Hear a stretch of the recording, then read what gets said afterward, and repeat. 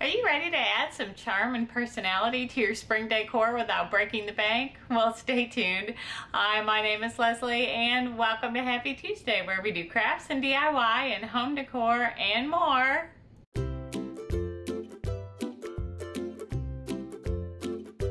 Today I have for you 5 warm and whimsical spring decor pieces that you can make with affordable supplies or things you probably already have around the house.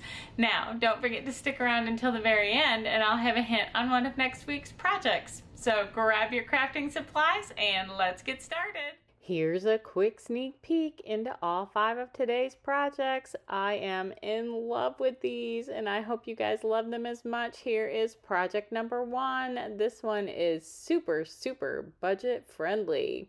So we are going to take a paper towel roll and cut off 1/2-inch rings. So first I'm going to mark the paper towel roll. And once I get all of that marked, then I'm going to come in with our little pink tool from Dollar Tree to crease the edges. I am not sure what this tool is called, but if you guys know, let me know in the comments below. I'd appreciate it. So I am going to use that to go ahead and crease my edges for 2 reasons. 1, it will make cutting very simple, but 2, we are going to need the edges creased anyway to make our flower pieces. So I'm going to go ahead and cut those out, and I also found a little skinny wrapping paper roll and I cut out a few of those too. Now you will need 5 pieces for each flower, whether they're big flowers or little flowers, you can decide. And then you'll need 2 pieces for each set of leaves to go with each flower. I'm going to take my flower pieces and I'm going to paint mine all white because I want white flowers, and I'm going to paint inside and outside. Now, if your paper towel or toilet paper roll or whatever you've used to cut these out is in any way falling apart, make sure that you glue those pieces back together before you start painting. And once you've gotten all the paint on, and I did kind of touch up the little edges there just to make sure that we had good, completely covered flowers. Once you've gotten all your flower pieces painted, you can set those aside to dry and grab your favorite green. Now you're going to use whatever green you have in your craft supplies that matches whatever color of leaves you want.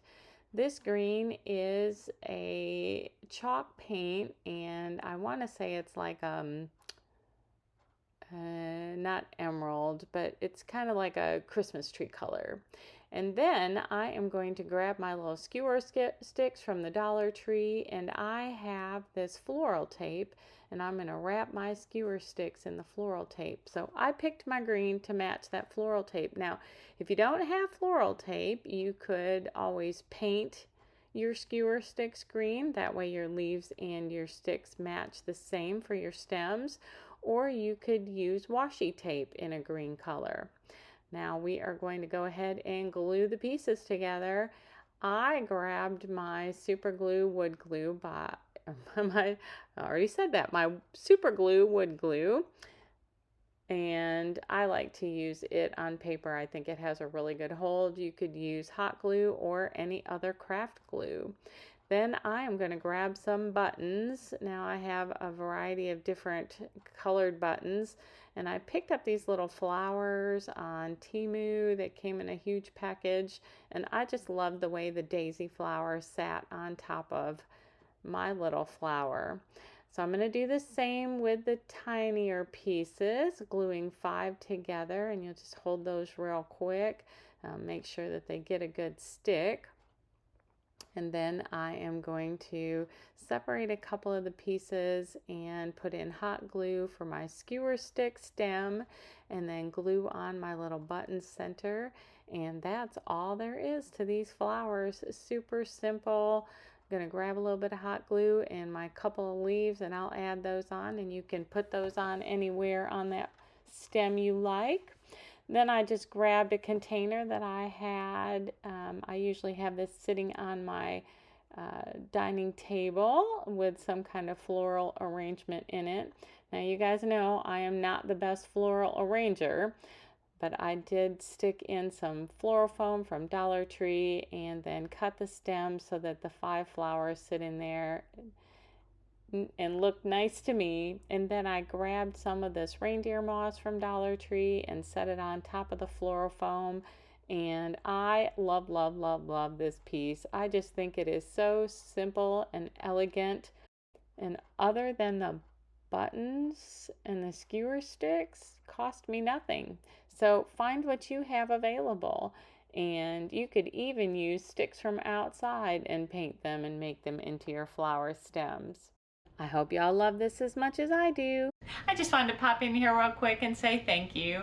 I appreciate the time that you've taken to spend with me today. Whether you're a first-time visitor or you're a regular subscriber, I am honored that you choose to spend time with me. Now, if this is your first visit here, I hope you'll consider hitting that subscribe button and clicking the bell so that you'll be notified every time I upload a new video. Don't forget to give today's video a thumbs up and share it with your friends. Now, let's get back to crafting. And here we are at project number 2. This is the project that I referenced at the end of last week's video. You're just going to grab whatever scrap cardboard pieces you have, and I'm going to make a square box to go on the back of my bicycle. So I'm going to cut, and I just eyeballed this because you guys know how I do. I just cut a little square piece and kind of gauged it with my fingers about how it was going to be and kind of trimmed it up, making sure that it was, as square as it could be. And then I grabbed another piece of cardboard that I'm going to use for the sides. Now, my only wish in this piece is that I had used a thicker cardboard piece for the wheels. But I'll get back to that in a minute. I am going to cut out 2 more square pieces and fold those in half, and those are going to be the sides that I'm going to use to make my little box. The first one I cut out, of course, will be my bottom. So we are going to go ahead and get all of our pieces cut out and set those aside. And once we've gotten that done, I am going to just cut out a rectangular piece, and I'm going to roll this up, and this is what we are going to use to make our little basket.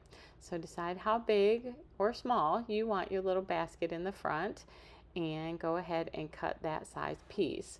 Once we've gotten the size that we want, I will go ahead and glue those sides together so that I can trace out a bottom for our little basket, and then go ahead and glue that bottom onto the bottom of our little tube there. It's now time to construct our box, so I'm just going to take the bottom of each one of these side pieces and put some hot glue on there and run a bead up the side. That way we can make the pieces stick well together. No worries if your cardboard pieces didn't come out exactly square or plumb, because during this step you'll know how they're fitting together and you'll be able to make some scissor adjustments while you get your box glued together. Next, I just grabbed the lid of a Dollar Tree candle that's one of those little jar candles, and I'm going to use that as the outside of my wheel. And then I was contemplating what to use for the circle for the inside of my wheel, and I landed on one of the little Waverly chalk paint bottles. I'm going to go ahead and get those 6 wheels all cut out. Now you want to make 6 because you're going to glue them together to give some stiffness. Even then, I didn't have it quite as stiff as I wanted. So like I said earlier, I wished I'd used a little bit stiffer cardboard for that piece. I grabbed some twine from Dollar Tree, and I am hot gluing pieces on here, going all the way around the box, and I am going to cover this box completely in twine on the outside. Now I'm going to use quite a bit of hot glue here, trying to make sure that it's all sticking, but you don't have to use hot glue. You could use craft glue as well, or Mod Podge. And then I even did some on the bottom of my box so that that was covered. Now, no worries about the inside because you're going to throw some floral foam in there and it's going to be covered with some flowers anyway. So here we are just gluing our wheels together, and then we're going to grab, now I chose to use white yarn. You use whatever color yarn you want your wheels to be for your little tricycle. And for that matter, the box that sits on the back of the tricycle and the basket that sits on the front can be anything you want them to be. So if you don't have any twine in your craft supplies, grab some scrap yarn and you can pick a couple of different kinds of yarn and make it all with yarn. We are focusing on using what we have in our craft supplies this year. So don't go out and buy something. Use your creativity and come up with something you have already. You could even use felt if that's what you have, or I suppose burlap or ribbon. Just find what you have and what will match with your decor. I chose to use twine to finish up my basket so that it matches the seat. Now I am using some skewer sticks, and those are going to be the decor in the center of my wheels. Grabbing just a little bit of hot glue there at the end and wrapping that yarn around the little skewer stick until we get to the end. We will dab another dot of hot glue on there, and that'll hold to the yarn onto our little cross piece for our wheel. I'll do that for all 3 wheels, making sure each one has the center piece, and then I will do the cross pieces with some smaller pieces of that skewer stick. I think for all 3 wheels, I didn't even use a whole skewer stick. So just grab what you have in your craft supplies. If you don't have skewer sticks and you have dowels, you can use those. Sticks, you could use those. And if none of those are available to you, you know what you could use? Some rolled up cardboard pieces, or even some cardstock. So I am finishing up with my skewer sticks, taking a little dab of hot glue at each end of the skewer stick to hold the wrapped yarn that I'm using on here, and then a dab of hot glue at the end of each piece so that our wheels look complete. Next step, I need to figure out what kind of support base I'm going to have underneath my basket to kind of be a supporting member of the wheels. Once I've gotten that piece on, I'll go ahead and add a generous amount of hot glue onto each wheel for the base, and then go ahead and put on my little skewer stick support piece there. I did make it just a tad too long, but rather than trim it, I went ahead and went with it. We'll flip that over. Now we need another couple of skewers to make our support pieces for the front wheel. Just trying to figure out what size they need to be. Wrap those up in that yarn as well. Now I wanted to make mine white and twine colored because then it's neutral, and I could actually fill it with anything for any season. I could change it out for the summer or for the fall, or even make it a winter bicycle when it comes time for Christmas. So it could be one of those decor pieces that you just change out the center of, and the rest of it remains the same. Next, I am working on my little handlebars. So we'll need 2 pieces for each side, one for each side, and then a top for my handlebar. So we've got a place for our basket to reside. Wrap those up in that yarn as well. We're going to go ahead and get those glued together. And I have one last support piece that I've made, and it will hold up my handlebar against the basket. So you can see I've just put that in there, and here is our beautiful tricycle. I love this so much.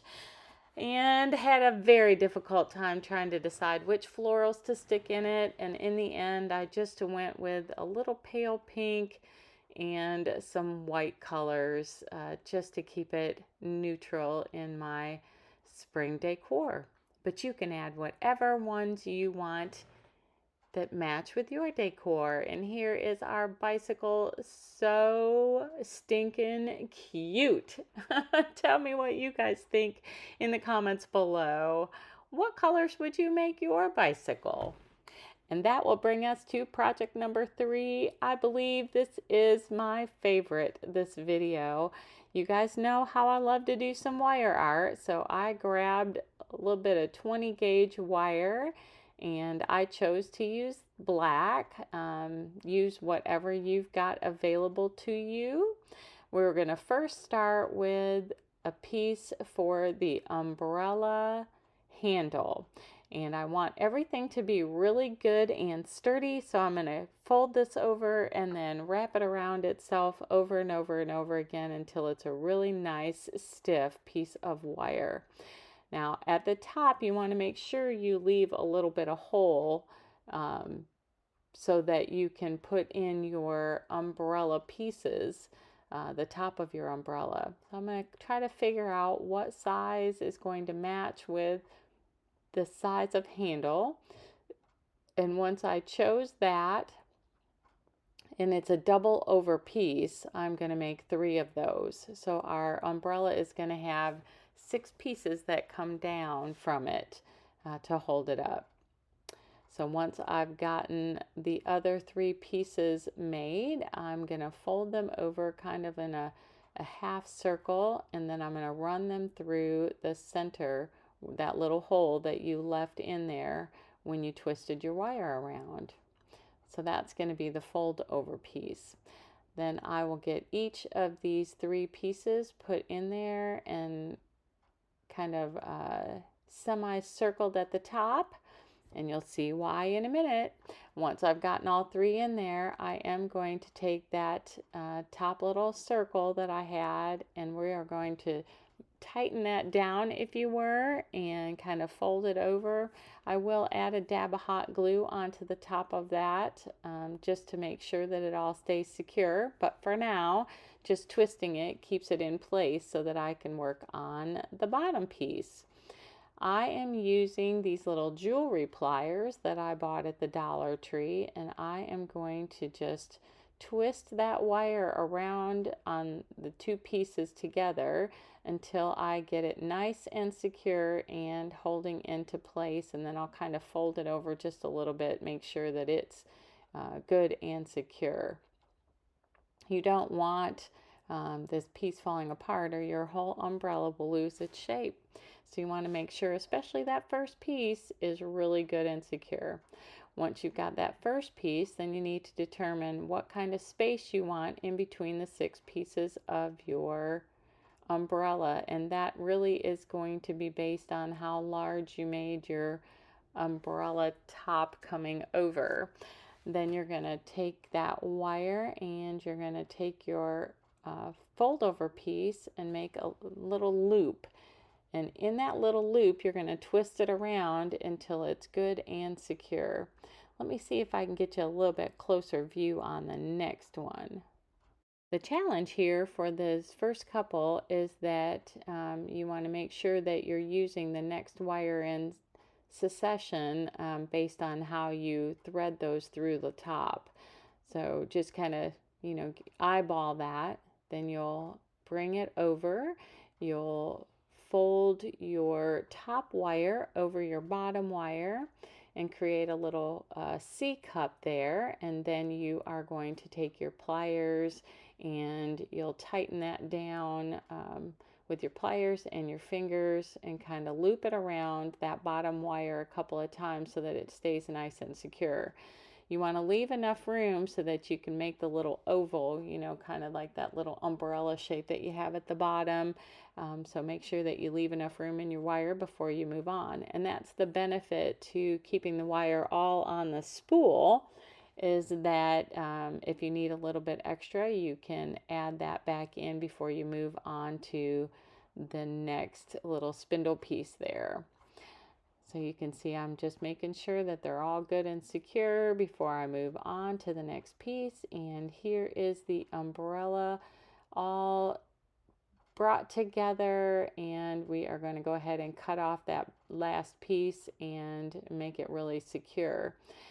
Now I told you I was going to add a little dab of hot glue onto the top, and I will also add another dab of hot glue when I glue this onto her hand. Just make sure that you go in and cover that hot glue with a little dab of black chalk paint. That way it matches in, or whatever color wire you use. Now, I don't know if you caught me fashioning her legs and feet there, making sure that we have good round feet to be able to glue her to her base and that she'll stand up straight. Then for the arms, we're going to do a similar thing that we did for the handle, and I folded it over. So I have one long piece, and I folded each side to the middle. That way your seam is going to kind of be at the center, and you'll have little hooks or hoops at the end for each of her hands. Now if you fold it over in a different way, then you're not going to have those little loops for hands. Then I am going to connect this to her body, and I am going to wrap it around. So essentially what's happening is her arms and her legs really don't have a body in between it.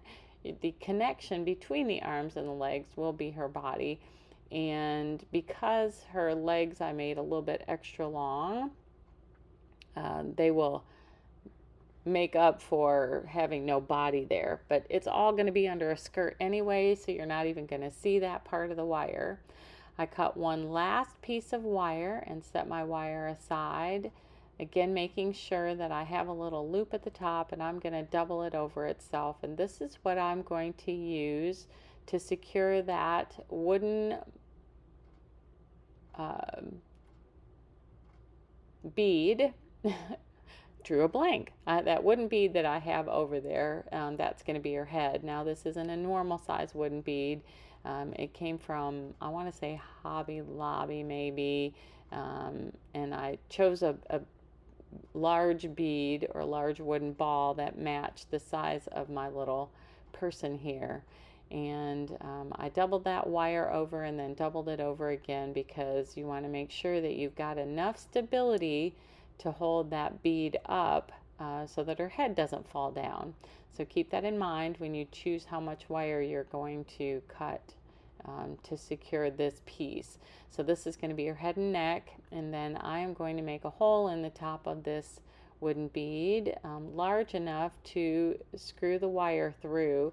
I don't know if you caught that, but there is a hole at the top of this bead. It was just ginormous, and obviously that wasn't going to work.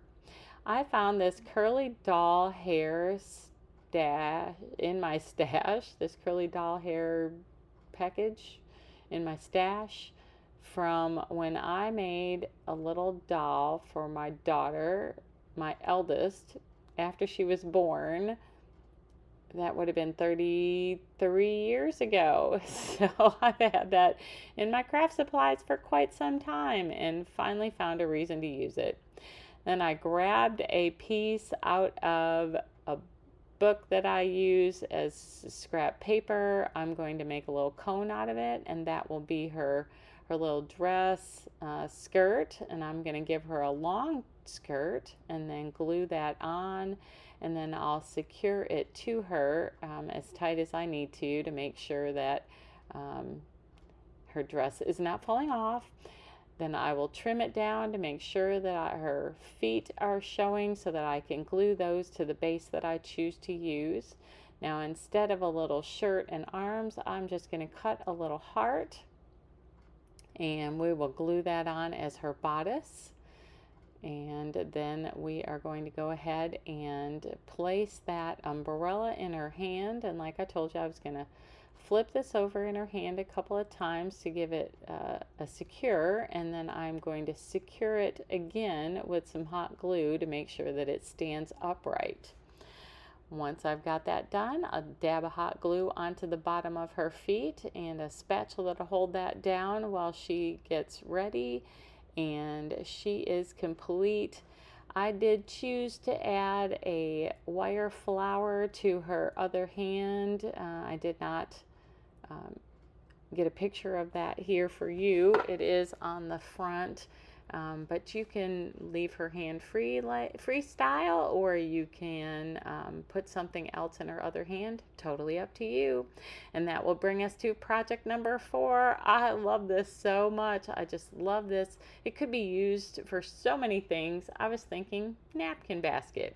So I've got 2 of these little wooden cutting boards that you can buy at Hobby Lobby almost for every season.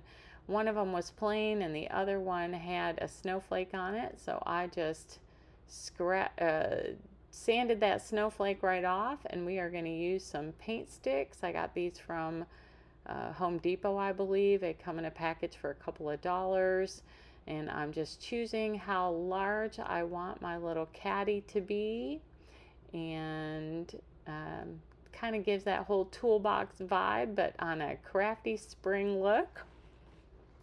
Go ahead and get that marked, and then I'm going to cut 3 at a time. So to keep them all in place, I will grab one of the little Dollar Tree pink clips and we'll clip those together. Then I'm using my handy dandy miter box and saw. We will use miter shears here in a minute to cut those down. I'll grab the other 3 and do the same. Once we've got all 6 of our pieces, and I just wanted to show you another option. You could use those little fence pieces from Dollar Tree and just cut off the top if you didn't have the paint skewer sticks. Then I show you some different ideas for the bottom. Once I've got all my pieces cut to size, I wanted them all to have a similar look. Now you could paint these if you wanted. I chose to use some antique wax and color them all with that using my baby wipe method. Then we'll use some of that wood glue by Super Glue that you can buy at the Dollar Tree. I'm going to go ahead and glue those 2 cutting boards to the little wood base that I cut out there. Once I've got that done, to secure it down really good, I am going to use my little pink brad nailer and get those brad nails in there so that it's nice and secure. Then I'll decide where I want the paint stir sticks placed on my cutting board. I'll add a little bit of wood glue on there, and I'm also going to secure those down with that brad nailer as well. And I decided to put 2 on either side. Now I'm not going to worry about painting those. I think it kind of has that whole toolbox look with them left. Then I'll take our little dowel there and trim it down to size, and I just picked one that ran through the top of that cutting board really well. For my cross pieces, I am using the bigger size of the craft sticks from Dollar Tree and just trimming them down so that they go from the very top slat down to the bottom base. And I chose to do 7 of those for the size that I did. Then I took 7 different spring colors, and I'm going to paint 1 each for the front, 1 for the back. Then I decided to kind of rustic those up with my handy dandy little brown ink pad there, just going around the edges. I also did add a little bit of white chalk paint on there, kind of in a dry brush, just to kind of mute those colors a little bit. Then I had these white flowers from Dollar Tree, and I rustic those up a little bit with my ink pad, and then chose one of these little burlap flowers for the center. I love the way this turned out, and I am so excited to add this to my spring decor. What do you guys think? Would you have done anything differently? Let me know in the comments below. And that brings us to our final project, project number 5. This project, I used one of these little slat signs and one of the little boxes, or well, they're not boxes, it's not a box, it's a crate from Dollar Tree, and that's all I used for this project. So $2.50, and then whatever you want to stick in the center.